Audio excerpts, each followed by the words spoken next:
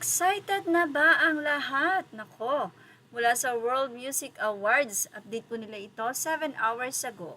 P-pop superstars hashtag SB19 sign with UTA, joining global superstars hashtag Bad Bunny and Cardi B and hashtag Christina Aguilera as they gear up for historic performances in the US, including their Lollapalooza debut and Grammy Museum Spotlight.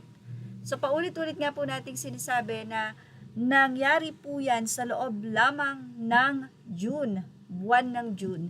Napakarami pong blessing na dumating sa SB19.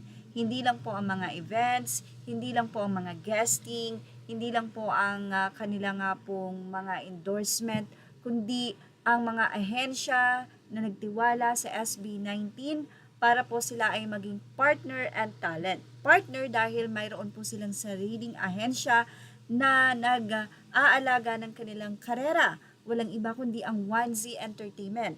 At talent dahil syempre sila po ay partner ng ahensya na yon sapagkat sila ay pumirma ng partnership.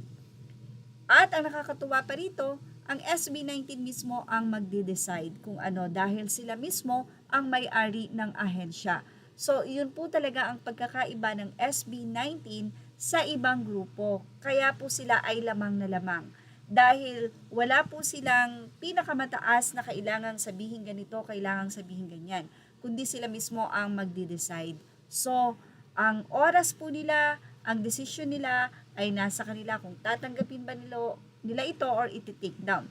Kaya naman pagdating sa US, marami ang talagang magi-invite sa SB19. And siguradong sila po ay magiging busy dahil knowing the Mahalima, pagdating sa fans, hanggat meron silang time, hindi po nila yan bibiguin. At sabi nga natin, pagdating ng July, actually dito pa lang po sa Pilipinas, napakadami na pong ganap ng SB19. And pagdating po ng July, August, September, October, November, December, for sure ay sunod-sunod na po ang kanilang mga ganap.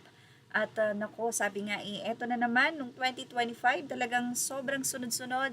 Pati ngayong 2026, nasa June pa lang po tayo, humakot na po ng award ang SB19. Kaya naman napakasaya po ng mga fans, especially ang SB19 dahil alam nila na nandyan palagi ang fans to support them.